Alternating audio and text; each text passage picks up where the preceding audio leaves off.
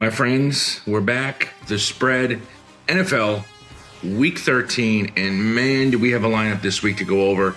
We're going to talk all about the Denver Broncos. I can't believe we're going to talk about the Denver Broncos. Dolphins, another big spread. Can they cover it? We're going to talk about all about that.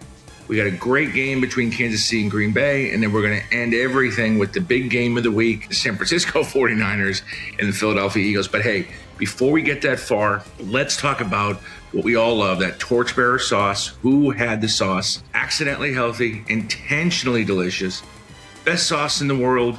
Go to their website. I think they only have about 1 million sauces. They go with anything you want, from chicken fingers to grilled chicken to chili to hot dogs, steak, even Mexican food. It's outstanding. Just great stuff. Go check it out. But let's talk about who had the sauce this week. Who had that sauce?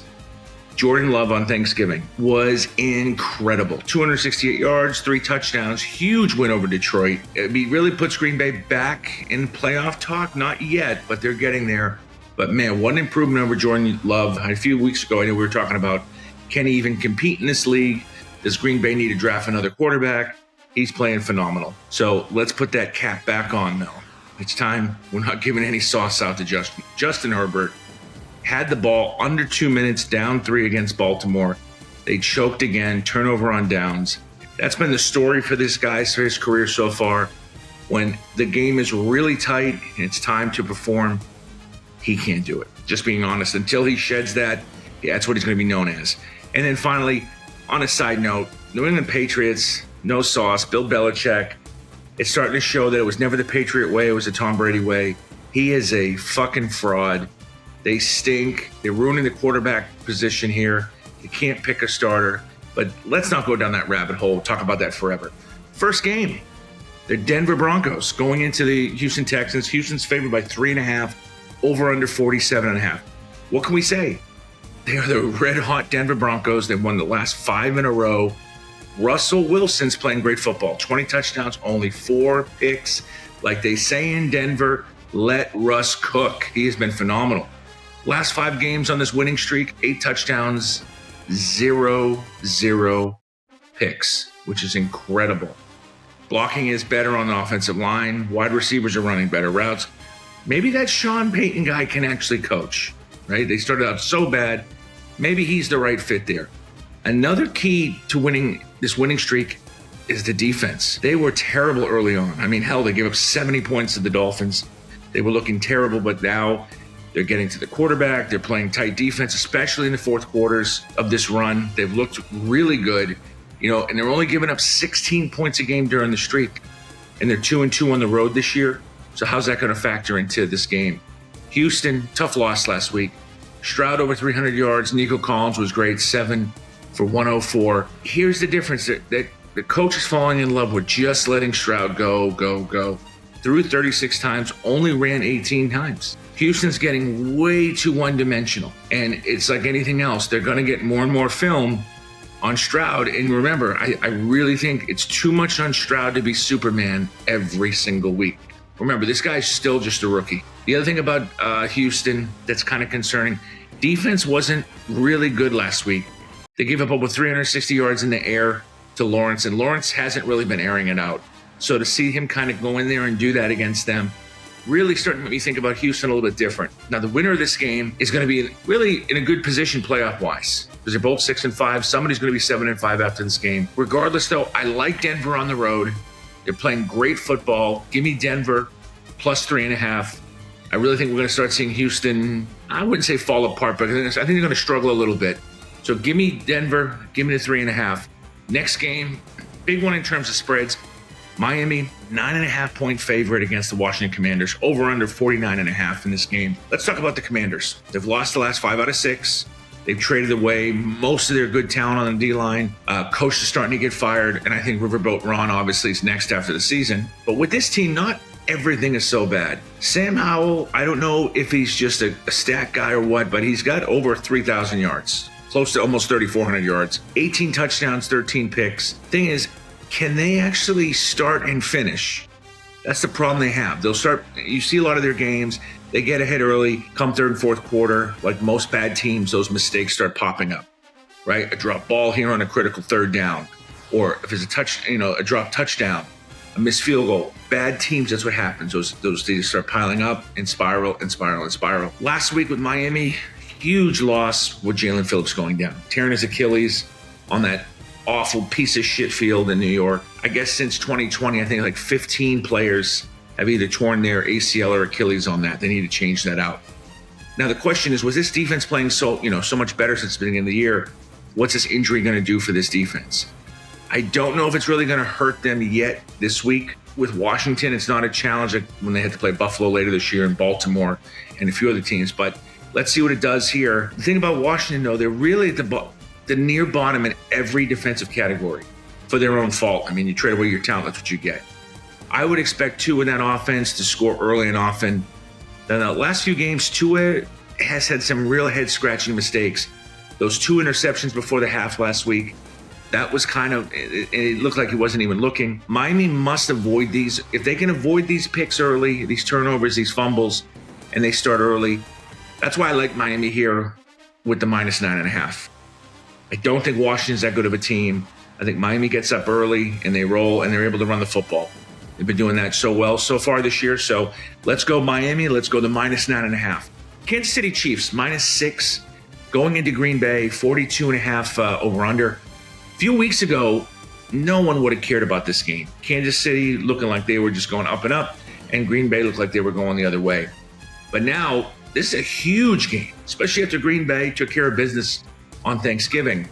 So, Packers fresh off the win against their rivals. Jordan Love's really improved. The offense is running really well right now. LaFleur and that coaching staff has done a great job. The question is, can Love and the Packers score enough to beat Mahomes? Because remember, last week, Raiders were up 14-0 and still got blown out by Mahomes. They came roaring back. Now, the Packers are 5-6. They're in the hunt for the playoffs. So the one thing to remember, the Packers defense can defend the pass. And if they can slow Mahomes down, anything could happen, especially being at home. Now, Kansas City, a couple of weeks in a row, they've started slow, especially last week. Then they eventually pulled away. It kind of nipped them in the butt, though, against Philly. So let's see what happens here. Can the Chiefs get enough pressure to cause Love to make some mistakes?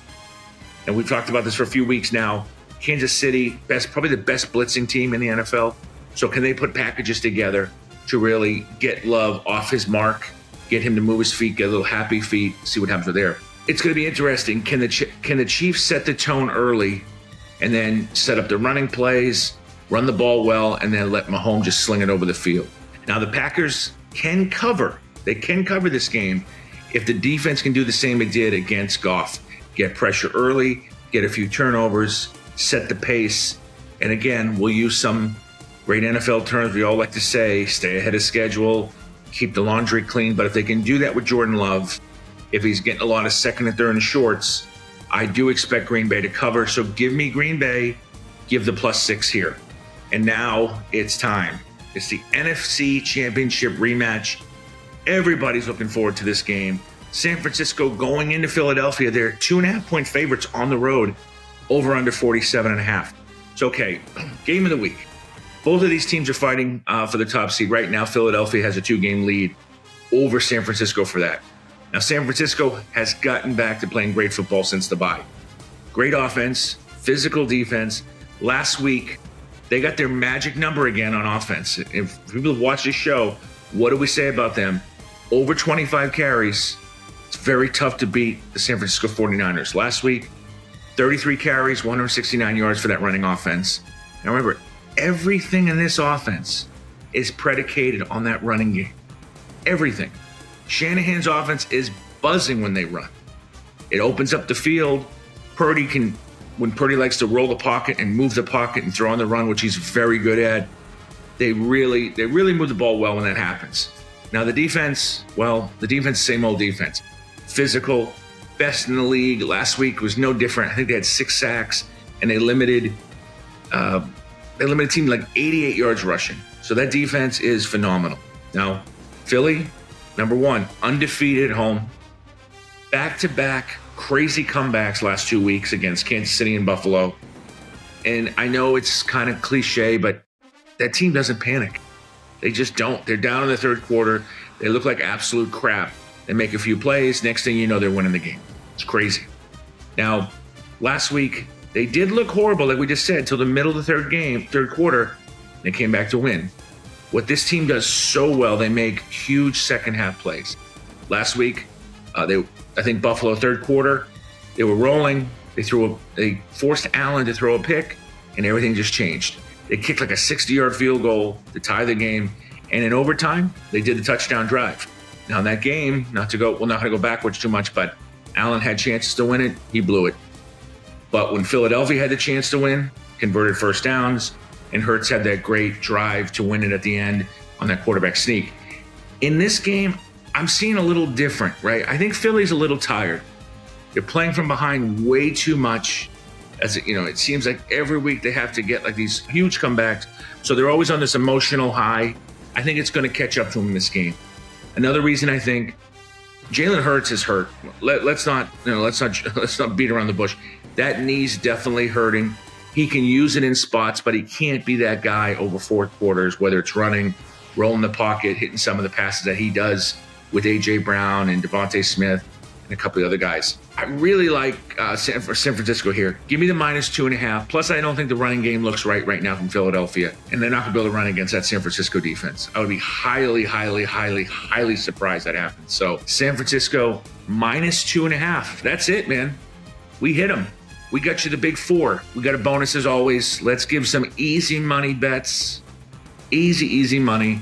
The first one we're going to do, I really think the Miami Dolphins this week.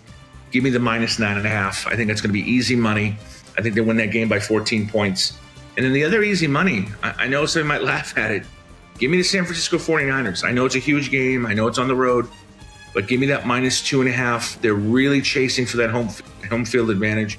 So that's it. Those are my easy monies. We locked them in. Hey, you want to lock something in, like and subscribe to the show. I know you're watching. I can see you. I know you love watching. I love having you guys here. And then the other thing you can do for me, put your bets in. Put your picks in the comments. If my picks are bad, fade them. Let me know you fade them. Make some money off of those, well, if that's what you want to do. But lock those bets in early. Lock them in often. And as always, my friends, thank you so much. Have a great weekend.